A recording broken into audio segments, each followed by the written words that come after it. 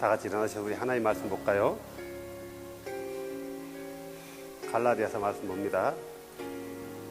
갈라디아서 2장 1절에서 5절 말씀까지 우리 한 목소리로 같이 합독합니다. 시작. 그 뒤 14년이 지나서 내가 바나바와 함께 디도도 데리고 다시 예루살렘으로 올라갔노라. 내가 계시로 말미암아 올라가 내가 이방인들 가운데서 선포하는 그 복음을 그들에게 전달하되 명성 있는 자들에게 개인적으로 하였으니 이것은 어찌하든지 내 다름질하는 것이나 다름질한 것이 헛되지 아니하게 하려 함이니라. 그러나 나와 함께 있던 그리스 사람 디도도 억지로 할례를 받지 않게 하였으니 이는 알지 못하는 사이에 들어온 거짓 형제들 때문이라. 그들이 그리스도 예수님 안에서 우리가 누리는 우리의 자유를 엿보아 우리를 속박하려고 몰래 들어왔으나 우리가 그들에게 단 한 시간도 굴복하지 아니하였으니 이것은 복음의 진리가 항상 너희와 함께 있게 하려 함이라. 아멘. 자리에 앉아주시기 바랍니다. 계속해서 지금 갈라디아서를 보고 있는데요. 저번 시간까지는 바울이 자기가 어떻게 해서 예수 그리스도 안으로 들어왔는지 자기의 백그라운드에 대해서 얘기했어요. 근데 이 백그라운드는 단순히 내가 이런 사람이다라고 자랑하기 위해서가 아니라 복음에 대해서 어필을 하려고 보니 어쩔 수 없이 자기 얘기를 하게 된 거죠. 내가 어떤 사람이었다 전에는. 그런데 누구로 인해서 내가 이렇게 체인지됐다. 그래서 이 진리를 따르는 것은 절대 변할 수가 없다. 전에 전했던 나라도 이 진리를 바꾸면은 어떻게 된다? 누구로부터 조주를 받는다? 그분으로부터 조주를 받을 것이다라는 거죠. 절대로 바뀌지 않는 거예요. 그래서 복음은 1000년이 10번 바뀌어도 변하지 않는다. 이거 그래서 진리인 거죠. 왜 그러냐면은 그 복음의 내용에는 창조주이신 그분이 육체 안으로 오셔서 인간이 되었다라는 거예요. 아들의 모습을 가지셨다는 거죠. 그래서 그분이 직접 자기 육체를 찢어서 피 흘리시고 모든 사람들의 죄를 사하시기 위해서 그 일을 행하셨는데 이 사실을 믿는 자는 그분의 명령대로 죄를 씻고 그분의 백성으로 되었는 거고 그분의 구원받는 자가 되는데 이 내용은 변하지 않는 거예요. 그래서 그분의 피로 인해서 구원을 받는 것, 변하지 않는 거란 말이에요. 그런데 잘못된 사람들이 그분의 피로 인해서 구원받는 것은 맞는데 그런데 너희가 이것도 행하지 않으면 너희 구원을 보장할 수 없다라는 잘못된 교리를 전달했다라는 거예요. 근데 이 교리가 갈라디아에 있는 그 지방에 있는 교회만 행했던 게 아니라 골로새 지방에도 그랬고 빌립보도 그렇고 전 지역에 유대인들이 있는 곳곳마다 이런 일들이 벌어졌다라는 거죠. 우리가 모세의 율법을 같이 지켜야 된다, 병행해야 된다라고 가르친 거예요. 그랬더니 유대교의 어떤 정보에 부족한, 신앙에 부족한 이방인 그리스도인들은 그들의 말에 휘둘려 버리는 거예요. 왜냐하면은 바울은 그들과 함께 동고동락하면서 사는 게 아니라 복음을 전하고 든든해지니까 리더를 세워놓고 떠났단 말이에요. 근데 가만히 들어온 사람들은, 몰래 들어온 사람들은 그들과 함께 동고동락하면서 계속 가르치는 거예요. 계속 가르치다 보니까 어떻게 되는 거예요? 네 말 들으니까 그 말이 맞는 것 같은데 하면서 일시에 쏠린 거죠. 하지만 이 문제를 바울이 어느 날 갑자기 듣는 게 아니라 계속 들어왔고 계속 그들과 부딪히면서 논쟁을 했다라는 거예요. 논쟁을 했다라는 거죠. 물론 이 논쟁이라는 것은 내가 이겼니 네가 원래 이게 말을 이걸 하기 위한 논쟁이 아니라 자기 주장을 어필하기 위한 논쟁이 아니라 복음의 진리는 바뀔 수 없다라는 그 전제하에서 복음의 진리를 바꾸려는 그들과 싸운 거죠. 그래서 바울은 이런 얘기를 하죠. 5절에 우리가 그들에게 단 한 시간도 굴복하지 않았다. 그들이 율법을 지켜야 된다고 전했던 사람들이 틀린 말만 했냐? 아니, 옳은 말도 했어요. 그렇다 할지라도 그들의 말은 그 옳은 게 진리가 아니고 자기들의 잘못된 것을 주장하고 많은 사람을 꾀해서 넘어뜨리게 하기 위한 이용한 것뿐이라서 그것조차도 수용하지 않았다라는 거예요. 굉장히 단호한 거죠. 1시간도 굴복하지 않았다. 1시간도. 조금도 그들에게 네 말이 맞다라고 해주지 않았다라는 거예요. 굉장히 단호하고, 어떻게 보면 너도 왜 그렇게 옹고집이냐? 어떻게 네 말만 맞다고 주장할 수 있느냐? 라는 어떤 그런 뉘앙스를 받을 수 있다라는 거예요. 이 일들이 바울이 복음을 알고 이제 사도로서의 사역을 하고 난 14년 후에 일어난 일들이란 말이에요. 그러니까 이 갈라디아서가 약 AD 55년경에 쓰여진 거죠. AD 55년경, 53년경, 54년경 이 어라운드 이 근방에 쓰여졌단 말이에요. 그러니까 이 14년 전이라면은 바울이 회심한 지가 14년, 약 40년, 38년에 40년 사이에 예루살렘을 왔고, 그 다음에 약 35년경 이 어라운드에 바울이 다메섹에서 예수를 만난다라는 거예요. 그래서 그 바울이 예루살렘으로 와요. 3년 후에. 그리고 나서 14년 후에 이런 일들이 벌어진 거예요. 뭐라고 하냐면은 2장 1절에 그 뒤 14년이 지나서 내가 바나바와 함께 디도도 데리고 다시 예루살렘으로 갔노라. 이 말은 무슨 말이냐면은 1장에 나와 있지 않습니까? 그가 17절에 예루살렘으로 나보다 먼저 사도가 된 자들에게 올라가지 아니하고 아라비아로 들어갔다가 다시 다마스쿠스로 들어갔노라. 다마스쿠스로 갔다는 것은 바나바가 아라비아에 있는 바울을 데리고 어디로 가냐면은 다마스쿠스 시리아로 간단 말이에요. 안디옥으로 가서 거기서 시리아에 있는 사람들과 교제를 나누고 나서, 그리고 나서 바울이 다시 예루살렘으로 가요. 뭐 하기 위해서요? 사도들을 뵙기 위해서. 그래서 바울이 베드로를 만나고 나서 약 15일 정도 베드로와 함께 지냈단 말이에요. 뭐 했겠어요?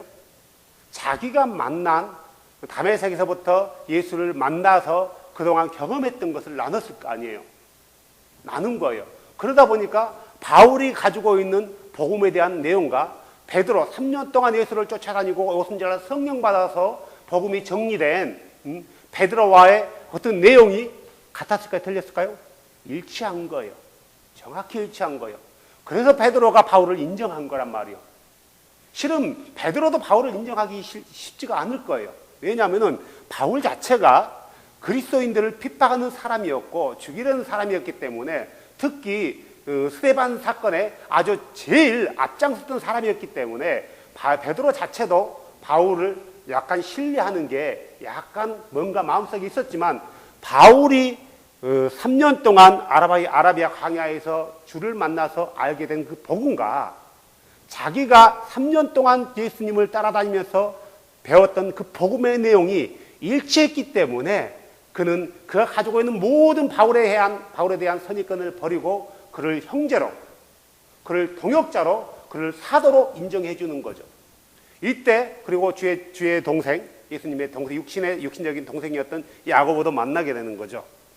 그리고 나서 그가 여러 지방을 다니면서 복음을 전하다가 갈라디아 지방에서 복음을 전하고 교회가 세워진 거란 말이에요. 어느 동안 갈라디아 교회가 잘 믿음이 성장하고 잘 세워져 가요. 잘 세워져 가니까 바울은 거기에 지도자를 세워놓고 이제 다른 지역으로 가서 복음을 전하기 시작한 거죠. 그러다가 이 갈라디아 지방의 사람들에게 믿음에 문제가 왔다는, 신앙에 문제가 왔다는 것을 알게 되었고, 그래서 바울은 그들과의 얘기를 나눈 도중에 굉장히 그들이 전에 복음 안에 있었던 상황과 다르게 아주 확고하게 변질됐다는 사실을 알게 되는 거예요. 그냥 아니야 그게 틀렸다, 돌아서라, 아닌 것 같은데요, 이렇게 되는 거예요. 바울의 말을 듣지 않는 거예요, 갈라디아 교인들이요. 그래서 바울은 그 거짓 형제들과 싸우기 시작하는 거예요. 성경을 가지고 싸우기 시작한단 말이에요. 근데 이 싸우게 된 이 갈라디아 교회에 몰래 들어온 거짓 형제들이 뭐 때문에 뭘 가지고 갈라디아 교인들을 순간적으로 넘어뜨렸냐 이거예요. 뭘로요? 말씀 가지고 넘어뜨렸어요. 응? 말씀 가지고. 그들이 다른 이교도들이 보는 성경을 가지고 와서 넘어뜨린 것도 아니고, 다른 성경에 없는 것을 가지고 와서 넘어뜨린 게 아니고 성경에 있는 걸 가지고 와서 넘어뜨린 거예요. 언제나 사단은 성경에 없는 불경에 있는 내용을 가지고 와서 넘어뜨리려고 하는 게 아니라, 코란에 있는 것을 가지고 넘어뜨리는 게 아니라 하나님 말씀에 있는 내용을 가지고 와서 비슷하게 바꿔놔서 믿음의 길을 걸어가는 사람들의 그 길을 혼동케 한다는 거예요. 갑자기 두 갈래로 보여주는 거예요. 거짓된 길이 큰 길로 보여지게 하는 거예요. 그 봐라, 많은 사람들이 이렇게 따라가고 있지 않느냐 라면서 보여주는 거예요. 그러니까 사람들이 어떤 진리를 쫓기보다도 다수가 원하고 다수가 지지하는 길을 선택한다라는 거예요. 이 갈라디아 교인들에게 그들이 이렇게 얘기하는 거죠. 모세의 규례, 다시 말해서 할례를 받지 아니하면 구원을 받지 못한다. 이런 청청날벼락 같은 소리를 한단 말이에요. 자, 사도행전 15장으로 한번 보겠습니다. 사셨어요? 자, 유대로부터 내려온 어떤 사람들이 형제들을 가르치며 이르되, 유대로부터 내려온 어떤 사람들은, 이 사람들은 유대교인이었을까요? 기독교인이었을까요? 자, 5절 보세요. 바리새인들의 분파에 속한 어떤 믿는 자들이 일어나 이르되, 그러니까 이들은 바리새파에 속했던 사람들인데 예수를 믿는 사람으로 체인지된 거예요. 무슨 말인지 알겠어요? 유대교에 속한 사람이 율법을 가지고 와서 그리스도인들을 잘못 넘어뜨리려는 게 아니라 바리새파의 율법에 능통한, 바울이 그러자 나는 바리새인 중에 바리새인이요 율법에는 흠없는 자라라고 얘기한단 말이에요. 이게 바울과 같은 율법에 아주 능통한 사람이에요. 그런데 그들이 어찌하였든 간에 예수를 알게 된 거예요.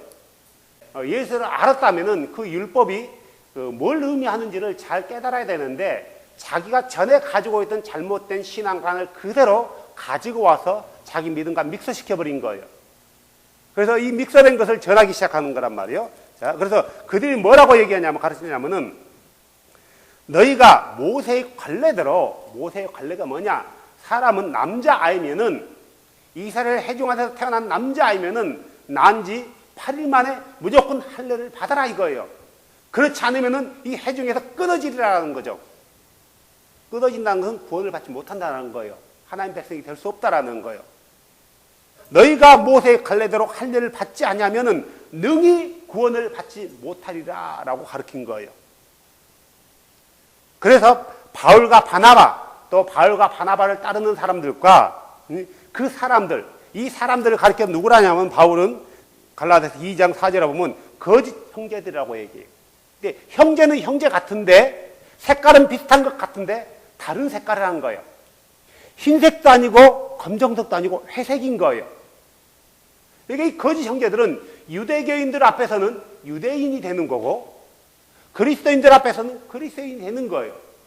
그러니까 이것도 아니고 저것도 아니면서 자기 색깔이 분명하지 않는 사람들, 요즘 교회 안에도 자기 색깔이 분명하지 않는 사람이 너무나 많은 거예요. 자기 색깔은 분명히 하얀 색깔인데도 하얀 색깔하고 말하지 못하는 사람들 얼마나 많은지 몰라요? 그런 사람들을 가르쳐 거짓 형제 그러는 거예요. 잘못 가르친다라는 거예요, 잘못. 자, 그래서 분쟁이 일어나는 거죠. 사도행전 15장에 보면요. 그들이 이 문제로 인하여 바울과 바나바, 자기들 중에 다른 몇 사람들을 예루살렘에 있는 사도들과 장로들에게 올려보내기로 결정했느니라. 그러니까 갈라디아 교회 안에서 이런 분쟁이 막 일어난 거예요. 두 파가 생겨진 거예요. 두 파가. 바울파와 거짓 형제들 파가 세워진 거란 말이에요. 그래서 자기들이 답이 안 나는 거예요. 갈라디아 교인들이 들어보면은 바울이 말이 많은 것 같고, 또 들어보면 거짓 형제 말이 맞는 것 같고, 이것도 안 되고 저것도 안 되는 거예요. 그래서 두 분파 가운데 이제 합의점을 찾는 거예요. 그러면은 어떤 게 맞는지 예루살렘에 가서 사도들에게 한번 따져보자, 물어봐서 그들이 어떤 결론을 내는지 그들의 결론을 따르자라고 얘기한 거죠. 근데 바울은 이것을 계시받았다라는 거죠. 계시를 받았다. 어떤 사람은 갈라디아에서 보면 내가 계시로 예루살렘에 올라갔다라고 얘기한단 말이에요.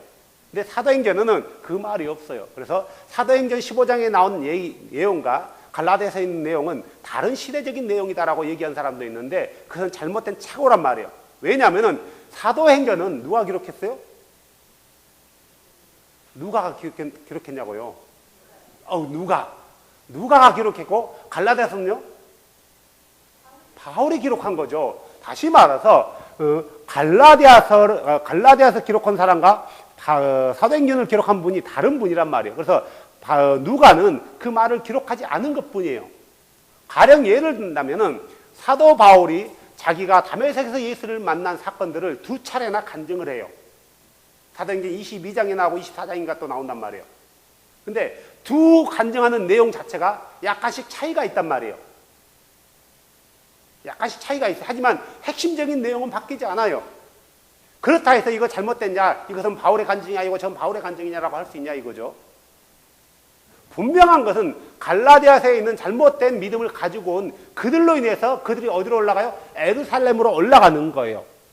예루살렘에 올라가서 뭐 하는 거예요? 이거에 관한 문제에 대해서 다른 사도들의 의견을 듣는 거예요. 그러면 이 다른 사도들의 의견이 자기들 견해에서 나오는 걸까요? 아니면 성경을 통해서 주가 계시해 준, 주가 가르쳐 준 그 성경의 근거에서 그들이 말을 할까요? 후자란 말이에요. 자, 근데 문제는 또 이거예요. 갈라디아서 교회가 굳이 할례만을 가지고 그들과 문제가 된 게 아니에요. 여러 가지 문제가 있어서 율법이에요. 그래서 이 갈라디아 교회에 들어온 거짓 형제들이 율법 안에 있는 것 중에 의식법들, 이것들을 대부분을 지켜라라고 명령했단 말이에요. 안식일도 지키고 절기도 지켜라. 이걸 지키지 않으면은 능히 구원을 받지 못한다. 이게 굳이 할례만 전한 게 아니라 처음에 들어왔던 게 할례였어요. 이게 하나를 내주면은요, 하나를 내주면 몇 개가 들어와요? 하나가 더 들어오는 거예요. 하나가 더 내주면은 2개가 들어오는 거예요. 결국은 어떤 일이 벌어지냐면은 우리가 흔한 말로 그 사막에서 낙타 얘기를 아실 거예요. 주인과 낙타가 여행을 가요. 여행을 간단 말이에요. 근데 밤이 되니까 텐트를 쳐놓고 주인은 텐트 안에 자. 낙타가 사막에 살다가 발을 하나 내요. 발을 싹 내요. 그러니까 주인이 안쓰러우니까 인정해줘요. 그러니까 2발을 떠내요. 텐트 안으로. 바울이 그래 주인이 그래 봐줘요. 좀 있으니까 낙타가 뭐까지 집어넣어요? 대가리를 딱 집어넣는단 말이에요. 2손과 대가리가 그 텐트 안으로 들어온 거예요. 주인이 이놈이 하면서 그래도 불쌍하니까 봐준단 말이에요. 좀 있으니까 아예 자기가 텐트 안으로 들어오고 주인을 몰아낸단 말이에요. 이런 일이 벌어진 거죠. 하나를 허용하면 그러는 거죠. 그렇기 때문에 바울이 5절에 고백했던 것처럼 우리는 단 한 시간도 그들에게 굴복하지 않았다라고 얘기하는 거예요. 복음이라는 것은 단 한 시간도, 단 1분도 굴복할 수 없는 거란 말이에요. 그것 때문에 사람들이 복음을 전하는 사람들을, 진짜 복음에 붙들려 있는 사람들을 보수주의자, 극단주의자라는 그런 멍에를 씌워낸단 말이에요. 너는 너무나 보수주의적인 사람이다. 너는 너무나 극단주의적인 사람이다. 이렇게 씌워내는 거예요. 그래서 사람들로 하여금 저 사람은 잘못된 사람이다 라고 말하는 거예요. 요즘 그런 부류들이 있단 말이에요. 신복음주의자들. 그들은 복음을 변질시켜놔서 에큐메니칼, 이래도 좋고 저래도 좋다. 복음만 전해지면, 예수만 전해지면 됐지. 그게 뭐가 중요하냐 이거의 내용이요. 근데 왜 너희들은 예수를 전하려면은 우리가 그들의 말도 조금씩 들어줘야 되고 그들이 요구하는 것도 어느 정도 수용을 해줘야 되는데 우리가 수용해주지 않으면 그들이 우리가 전하는 메시지를 듣겠냐. 좀 수용해주자. 그런데 한쪽 진영에서는 절대로 그럴 수 없다. 오직 예수만이 하나님이고 예수만이 구원자인데 어떻게 이것을 바꿀 수 있느냐. 예수 외에는 다른 구원자가 없다라고 정확히 단호하게 못 박는단 말이에요. 그랬더니 이것을 반대하는 사람들, 저 사람들은 극단주의자다, 원리주의자다라고 매도해버리는 거예요. 진리가 거짓으로 바뀌어버리는 거고 거짓을 전하는 사람들이 아주 좋은 사람으로 평가를 받게 되는 거예요. 이런 일들이 지금도 있다라는 거죠. 잘못된 거죠. 우리나라에 있는 많은 사람들, 스스로 복음주의자라고 애치는 많은 사람들이 신복음주의자라는 거예요. 이래도 좋고 저래도 좋고 예수만 전해지면 상관이 없다라는 거예요. 누구랑도 손잡을 수 있다라는 거예요. 어떤 양성도 받아들일 수 있다라는 거예요. 그래서 그들은 잘못된 것을 절대로 비판하지 않아요. 잘못됐다라고 얘기하지 않는다는 거예요. 한 번도 얘기한 적 없어요. 가령 예를 들면 지구촌교회 목사가 캐톨릭을 비판해 본 적 한 번도 없어요. 하영조 목사님 캐톨릭을 비판해 본 적 없단 말이에요. 옥하는 목사님도 캐톨릭을 비판해 본 적 없어요. 홍정길 목사님도 캐톨릭을 비판해 본 적도 없고 김장한 목사도 캐톨릭 비판해 본 적도 없고, 조용기 목사도, 이영훈 목사도 그 누구도 캐톨릭이 잘못됐다, 이교도다라고 비판해 본 적이 없는 거예요. 강단에서요. 그러니까 비판하지 않으니까, 잘못됐다고 가르쳐주지 않으니까 그 밑에 가르침을 받는 사람들은 뭐예요? 그게 잘못됐다고 보지 않고 우리와 약간의 다른 점은 있지만 우리와 같은 주를 섬기고 같은 믿음을 가지고 있다라는 그런 무의식 중에 전달돼서요. 그런 사람들이 뭐 했냐면은 에큐메니컬 운동, 거기에 동참하게 되는 거예요. 한마디로 말하면 WCC 같은 거에 동참하게 된단 말이에요. 복음은 한순간도 굴복할 수 없는 거예요. 바울은 그렇게 얘기한단 말이에요. 하지만 굴복할 수 없지만 그들에게 칼을 들이대지는 않아요. 그들을 원수처럼 적대시하지는 않는단 말이에요. 물론 바울의 마음 가운데는 그들이 돌이키기를 원할 뿐이지, 돌이키지 않는다라면은, 이 잘못된 길로부터 돌이키지 않고 계속해서 잘못된 것을 전달한다면은 그들은 누구로부터 저주를 받는다고요? 그리스도로부터 저주를 받는다라는 거죠. 바울은 그들을 인간적으로, 개인적으로 저주하지 않아요. 그들도 돌이켜서 진리를 따르기를 원하는 거지.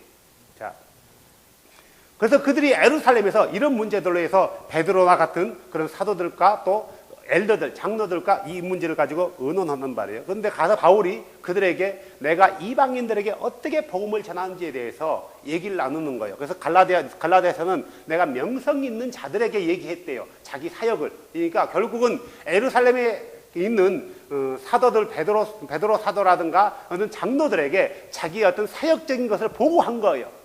내가 이 지방에서 이렇게 해서 많은 이방인들이 돌아왔고 교회가 세워졌고, 그러니까 그들이 그 말을 듣고 영광 돌렸다라는 거죠. 누구게요? 우리 주 예수께 영광 돌렸다라는 거예요. 그런데 문제는 그거예요. 사도행전 15장 5절에 그러나 바리새인들의 분파에 속한 어떤 믿는 자들이 일어나 이르되 그들에게 할례를 행하고 모세 율법을 지키라고 명령한 것이 필요하다 하니라. 할례를 지켜라. 할례를 받아라. 이 일 때문에 6절 보세요. 사도들과 장로들이 이 일을 깊이 생각해 보려고 함께 오니라. 할례를 받는 것 자체는 잘못된 게 아닙니다. 할례를 받는 것 자체는 나는 난지 8일 만에 할례를 받아야 되겠습니다 하면 돼요. 문제될 게 없단 말이에요. 할례 자체를 잘못됐다고 본다면은 할례 자체를 잘못됐다고 주장하는 그가 잘못된 사람이란 말이에요. 바울은 할례 자체를 문제 건 게 아니란 말이에요. 할례 자체를 문제 건 게 아니에요. 그러면은 바울이 문제를 제기한 것은 할례를 받지 않으면은 구원을 받지 못한다라는 그것 때문에 바울이 지금 문제를 제기하는 거란 말이에요. 할례 자체는 율법 안에 속해 있는 아름다운 거란 말이에요. 주께서 명령한 거예요. 주께서 명령한 거예요. 언제까지요? 실체가 오실 그날까지. 그림자로서의 할례지 실체로서의 할례가 아니란 말이에요. 이 실제를 알지 못하는 사람들은 이 그림자를 행해야 되는 거예요. 실체를 만나지 못한 사람들은 이 그림자 안에 머물러 있어야 돼요. 머물러 수밖에 없는 거예요.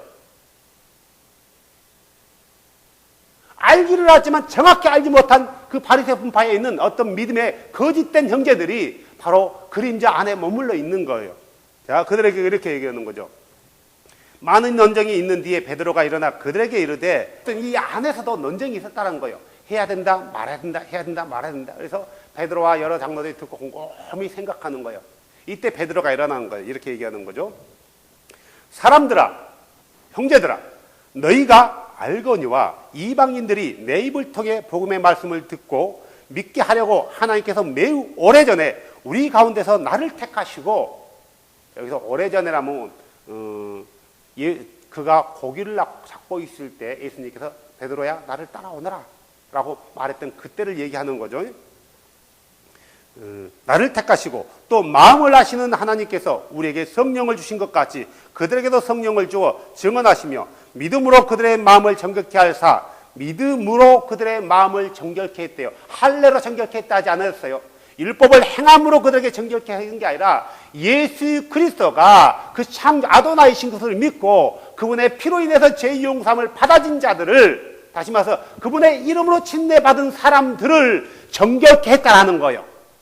이것을 믿었다라는 거예요. 그러니까 그들에게 그 믿음으로 그들이 복음에 순종했고 그들을 정결케 된 거죠. 자, 그들의 마음을 정결케 하사 우리와 그들 사이에 아무런 차별을 두지 않았느라. 유대인들은 뭐라 하면은 주님, 나는 저 이방인 죄인과 같지 않습니다라고 얘기한단 말이에요. 바울도 얘기해요. 우리는 너희 이방인 죄인이 아니다라고 얘기한단 말이에요. 우리는 유대인들은 이방인 너희과 같은 죄인이 아니다라고 얘기한단 말이죠. 그 유대인들 자체는 이방인들을 죄인이라고 보는 거예요. 그런데 베드로가 얘기하기를 그리스도 안으로 들어오면은 유대인이든 이방인이든 이제는 동일해진다라는 거예요. 어떤 의미에서요? 하나님의 백성으로서, 정결한 자로서, 거룩한 사람으로서, 예수 그리스도를 믿는 사람으로서 다 형제고 자매가 된다라는 거죠. 그분의 나라에 시민권을 가진 사람이 된다라는 거죠. 차별이 없다라는 거예요. 우리는 유대인이고 너희 이방인이 하지 않는다라는 거죠. 자, 그래서 뭐라고 합니까? 그런데 이제 너희가 어찌하여 하나님을 시험하며 조상들이나 우리나 능히 매지 못하던 멍에를 제자들의 목에 메어두려느냐. 바울은 우리가 믿음으로 그 정결케 되었는데, 그래서 아무도 차별이 없는데 어찌해서 다시 우리 조상들도 매지 못했고 우리도 매지 못한 멍에를 다시 매게 만드느냐, 짐을 두느냐. 다시 말해서 율법을 행해서 의롭게 된다라고 너희들은 가르치려 하느냐 이 말이죠. 11절에 오직 우리는 그들과 마찬가지로 주 예수 그리스도의 은혜로 구원받은 줄 믿노라. 여기서 말하는 주 예수 그리스도의 은혜로 구원받는다는 말이 무슨 말인가요? 그냥 가만히 있는데 은혜를 베풀어 준다는 건가요? 예수 그리스도의 은혜로 구원받는다는 말은 사람들이 그냥 은혜로 구원받는 거야 라고 너무나 쉽게 얘기하는 거예요. 주께서 죄인들을 보시고 그들의 죄를 씻기 위해서 창조주가 육체 안으로 들어오신단 말이에요. 그래서 이 땅 가운데 피조 세계 안으로 들어와요. 그 피조 세계 안에서 시간적인 제한을 받고 과거, 현재, 미래를 가지게 되는 거예요. 그분에게는 과거, 현재, 미래가 없고 언제나 영원토록 영원 가운데 계시는 자존자이시는데 그분이 피조 세계에 들어왔다는 것 자체가 그분에게는 정말 비하, 우리에게는 은혜가 되는 거예요. 왜 우리 세계 안으로 들어왔을까요? 우리의 모든 죄를 사하기 위해서 들어온 거예요. 그래서 예수 그리스도께서 육체 안으로 들어오셔서 십자가에서 죽으신단 말이에요. 누구를 위해서? 우리 죄를 위해서. 죄를 위해서. 누구냐? 여기서 누구를 위해서? 유대인만을 위해서냐? 온 세상 모든 사람을 위해서냐 이거죠. 누구예요? 온 세상 모든 사람을 위해서 그분이 십자가에서 죽으신단 말이에요. 누구에게나 은혜를 받을 수 있는 그분의 그 은혜 안으로 들어올 수 있는 길을 열어준 거예요. 예수 그리스도를 믿는 사람들은 뭘로 믿냐? 그가 창조주다. 그가 하나님의 어린 양으로 오셔서 우리 죄를 위해서 십자가에 죽으셨다. 누구든지 사실을 믿는 자는 회개하고 그분의 이름으로 침례를 받아 죄들의 용서를 받으라. 그러면 성령을 선물로 받으리라. 이것을 은혜로 우리에게 줬다라는 거예요. 은혜로 줬다는 값없이 줬다라는 거예요. 값없이. 아무런 받을 만한 대가가 없지만 그저 우리에게 주신 거란 말이에요. 믿기만 하는 자들, 이 복음의 내용을 믿기만 하는 자들, 상식적으로는 받아들이지 않나요? 어떻게 믿는데 죄가 씻어지느냐? 어떻게 침례를 통해서 죄가 씻어지느냐? 이것은 상식적으로 인정되지 않아요. 하지만 신앙적인 상식에서는 이해가 되는 거예요. 누가 명했기 때문에요? 주께서 명했기 때문에 가능한 거예요. 주께서 명했기 때문에. 그렇기 때문에 이 사실을 받아들인 자들은 값없이 그분께서 구원의 은혜를 베풀어 주는 거란 말이에요. 그래서 이 말을 가지고 은혜로 구원받았다고 얘기하는 거예요. 누구든지 이 구원을 얻기 위해서 거행을 하거나 율법의 모든 걸 행함으로 해서 구원받는 게 아니다. 단순히 예수 그리스도를 믿음으로 우리가 은혜로 구원받은 거다. 복음을 듣는 자들이 행했던 게 그분의 이름, 회개하고 그분의 이름으로 침례받은 것밖에 없어요. 이걸 행위구원이라고 볼까요? No. 행위구원이라는 것은 엄청난 고행을 요구하는 거예요. 엄청난 자기 희생을 요구하는 거예요. 그래야만 구원받는다 하니까요. 하지만 침례받는데 어떤 행위가 필요해요? 그냥 물속에 들어갔다 나오는 순종이에요. 물속에 넣을 때 자기가 들어가나요? 다른 사람이 넣어주잖아요. 어렵나요? 어렵지도 않아요. 그건요. 너무나 이지한 거예요. 그걸 행위구원이라고 얘기한다면 잘못된 거죠. 자, 은혜로 구원받는데요. 이에 온 무리가 조용하고 그 말에 사람들이 굴복한 거예요. 아무도 거기다 대꾸하지 않은 거예요. 바나바와 바울이 하나님께 자기들을 통하여 이방인들 가운데서 기적들과 이적들을 행하셨는지 밝히 말하는 것을 들으니라. 그리고 나서 누가 일어나요? 야고보, 주의 동생 야고보가 일어난 거예요. 응답하여 이르되 사람들의 형제들아 내 말에 귀를 기울이라. 하나님께서 처음으로 이방인들 가운데 자신의 이름을 위하여 한 백성을 취해내시려고 그들을 찾아가신 것을 시므온이 밝히 말하였는데, 대언자들의 말씀들이 이것과 일치한도다. 이 일 뒤에 내가 돌아와 다윗의 쓰러진 장막을 다시 건축하고 내가 그것을 허물어진 것을 다시 건축하며 내가 그것을 세우리라. 하나님께서 이방인들 가운데 자신의 이름을 이해해서 누구를 택한 거예요? 한 민족을 택한 거예요. 그 민족이 누구예요? 히브리 민족, 아브라함을 택한 거란 말이에요. 아브라함을 택한 거예요. 그래서 너는 내 이름을 증거케 하게 해서 내가 택한 너는 나의 증인이다라고 얘기한단 말이에요. 이사야서는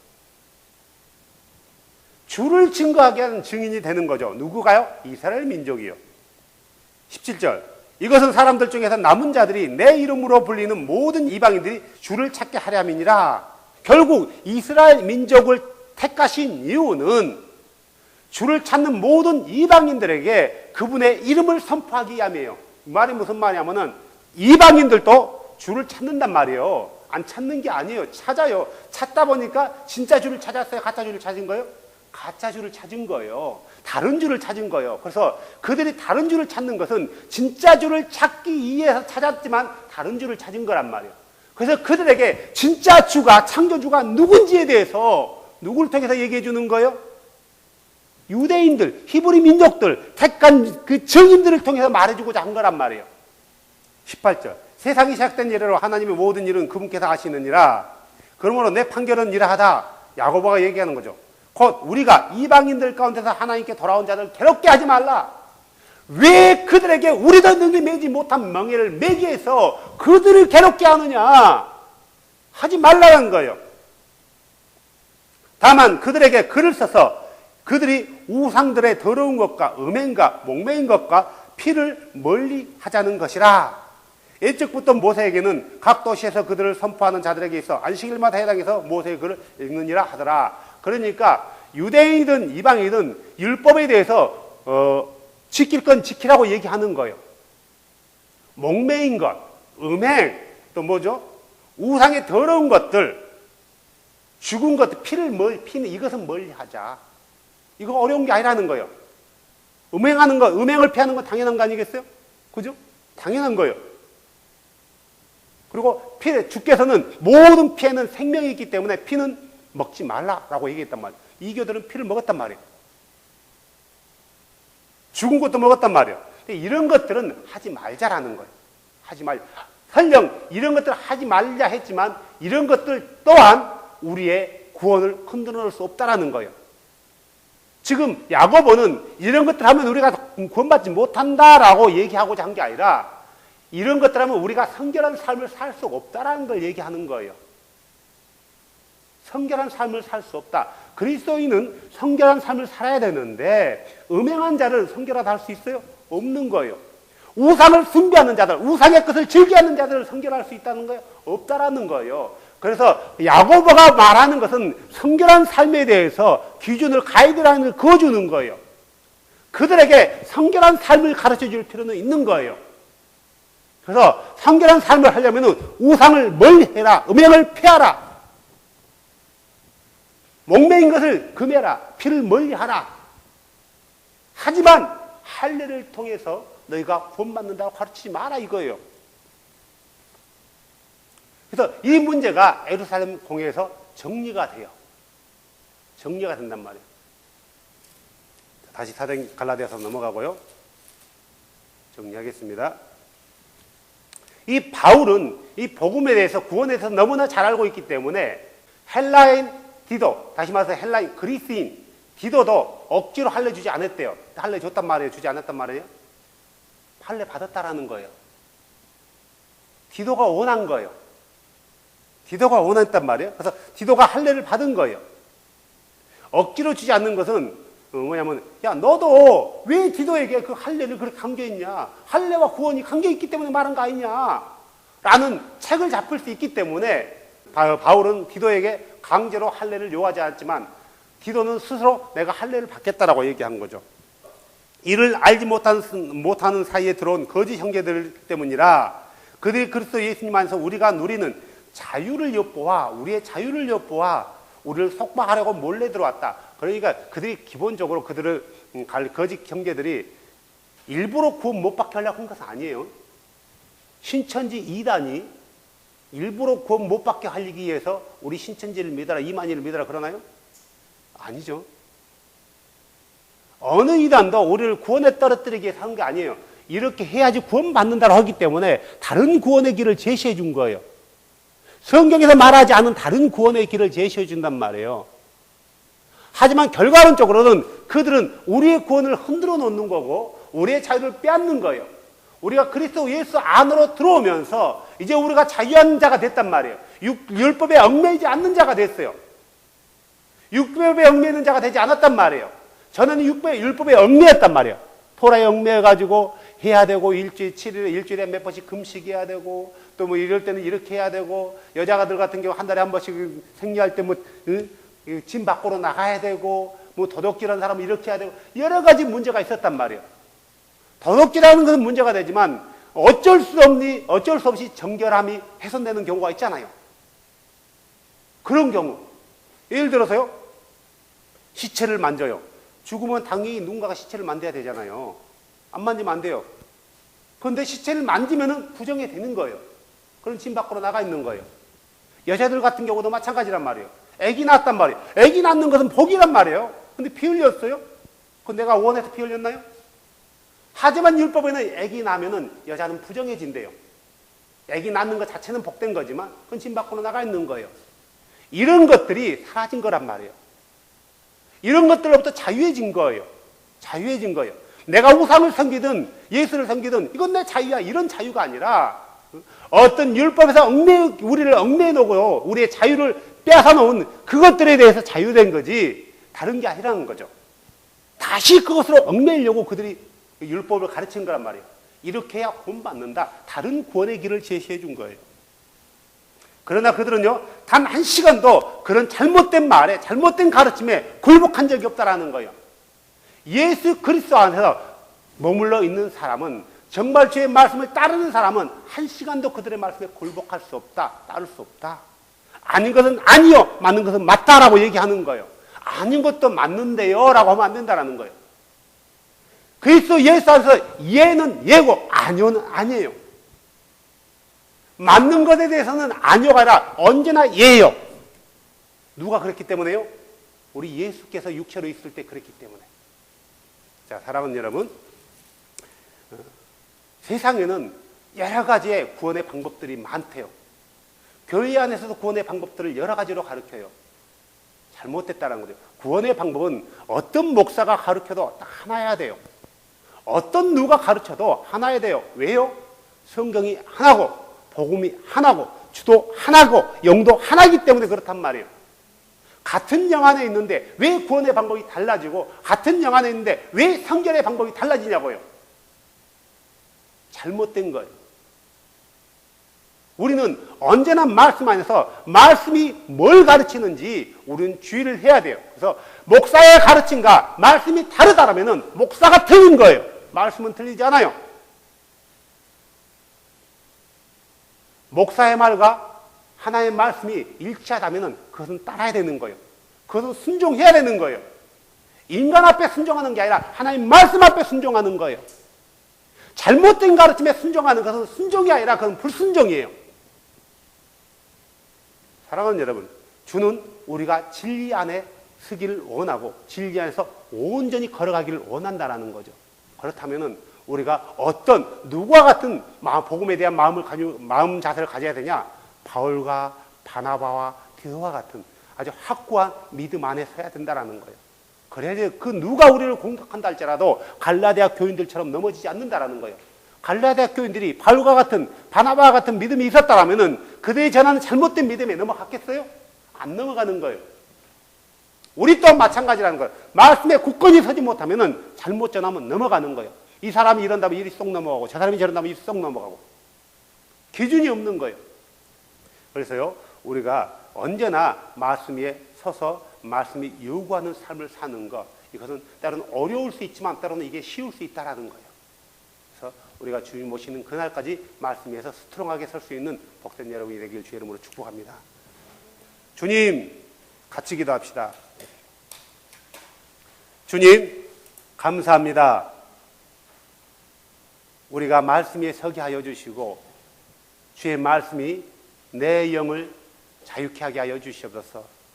아들의 영이 있는 자는 참으로 자유하다 했으니 이 자유함을 빼앗기고 놓치지 않게 하여 주시옵소서. 그리스도의 복음 안에서 비진리에게 단 한 시간도 굴복하지 않는 자가 되게 해달라고 이 시간에 기도하겠습니다. 거룩하신 주 예수님 감사합니다. 주의 말씀은 우리에게 강한 산성이고 스트롱한 탄성입니다. 주님, 우리가 말씀에 설 때는 나와주시옵소서. 주님 감사합니다.